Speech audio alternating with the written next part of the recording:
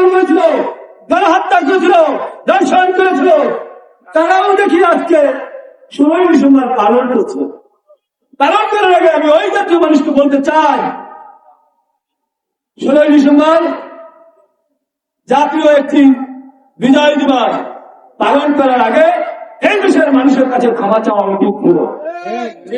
আপনি হাজার হাজার নেতা কর্মী নিয়ে বাজারকে র্যালি করবেন, আমার মুক্তিযোদ্ধা ভাই, আমার সেই লক্ষ লক্ষ নিহত এই দেশের মানুষ তাদের রক্তের মধ্যে দাঁড়িয়ে আপনি আনন্দ মিছিল করবেন, এটা কিন্তু এই জাতি বরদাস্ত করবে না। ভোটে আসবেন, নির্বাচনে আসবেন, জনগণে ভোট দিবেন, জনগণ যদি আমাদেরকে পছন্দ করে আপনাদেরকে ভোট দিবে। কিন্তু জাতীয় কেন্দ্র হিসেবে বেইমানি করেছেন, সেই বেইমানির জন্য জাতির কাছে আপনাদেরকে ধরা দিতে হবে। ক্ষমা না চাওয়া পর্যন্ত আপনারা কি ভোট দিবেন? ভোট কিন্তু কেউ দিবে না। আমার এই মাইকের আওয়াজ যারা শুনতে পাচ্ছেন, আমার মা বোন যারা শুনতে পাচ্ছেন, আমার খেতে খাওয়া হিন্দু কৃষক শ্রমিক সকল জনতা ভাই বোনেরা আপনারা যারা শুনতে পাচ্ছেন, আমি ওই জাতিকে বলতে চাই যারা ঘাত তুলে আমার এই দেশের মা বোনের নির্যাতন করছে, তাদেরকে আপনারা ভোট দিবেন না।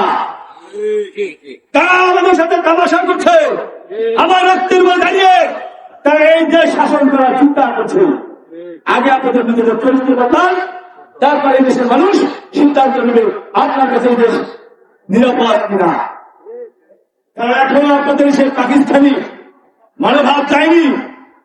আপনারা ইতিমধ্যে দেখেছেন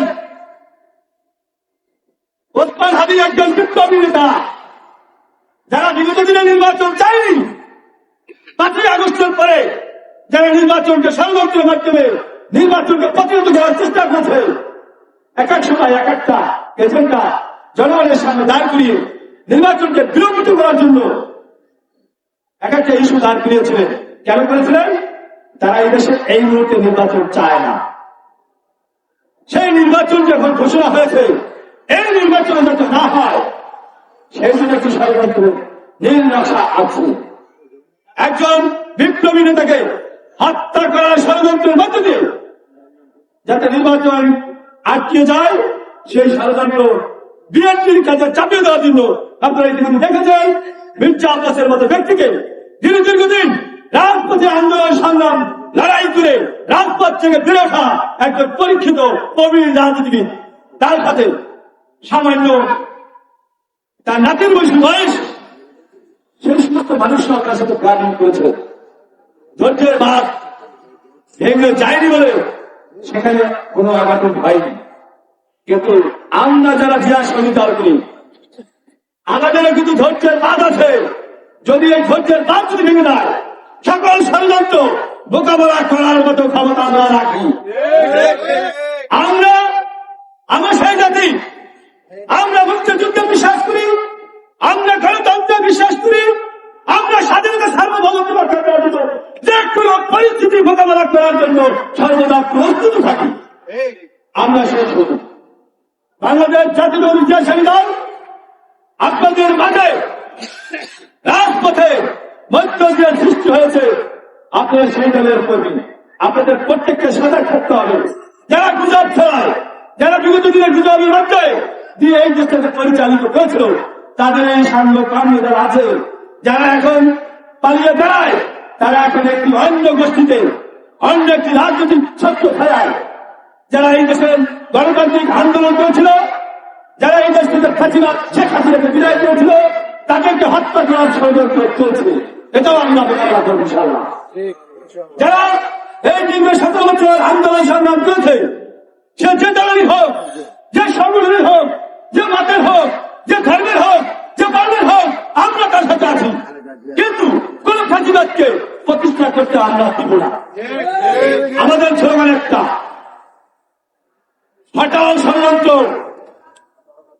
প্রতিষ্ঠা করো নির্বাচন। হটাও ষড়যন্ত্র, প্রতিষ্ঠা করো নির্বাচন। এই নির্বাচনের মধ্যে দিয়ে একটি গণতান্ত্রিক সরকার প্রতিষ্ঠা হবে। সেই দেশে এই সমস্ত যারা পুলিশ, যারা আমার ভাইদেরকে হত্যা করেছে, যারা আমার মা বোনদেরকে হত্যা করেছে, যারা শিশুদেরকে হত্যা করেছে, তাদের এই বাংলার মাটিতে বিচারক হবে। আপনারা ইতিমধ্যে দেখেছেন সেই পালিয়ে যাওয়া শেখ হাসিনা কোথায় পালিয়েছেন? ভারতে পালিয়েছেন। সেই দিল্লিতে থেকে এই দেশকে ধ্বংস করার জন্য বিভিন্ন রকম ষড়যন্ত্র করেছিল।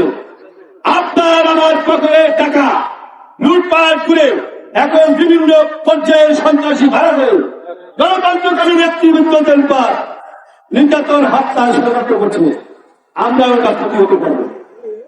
ভোটের ব্যালটের মধ্য দিয়ে প্রমাণ করব, আমরা বিপুল ভোটের মধ্য দিয়ে প্রমাণ করব এই দেশে একমাত্র গণতান্ত্রিক রাজনৈতিক দল বাংলাদেশ জাতীয়তাবাদী দল। সেই দলের মার্কা আছে ধানেশী। ধানেশী যার হাতে আমরা আছি তার সাথে। ধানেশী যার হাতে আমরা আছি তার সাথে। ধানেশী যার হাতে সকল রাবণ আছে তার সাথে। অতএব ধানেশীর বিজয় সুনিশ্চিত। আমরা আরেকটি রাজনৈতিক দলের ব্যাপারে বলতে চাই। আপনারা জানেন চরমরোগ কিন্তু খুব খারাপ। এই চরমরোগ কিন্তু পরিষ্কার পরিচ্ছন্ন জায়গায় হয় না। প্রত্যেকটা মানুষের স্পর্শগত জায়গাগুলিতে এই চরমরোগগুলি হয়। এই চরমরোগ চরমনের উপর বহন করেছে।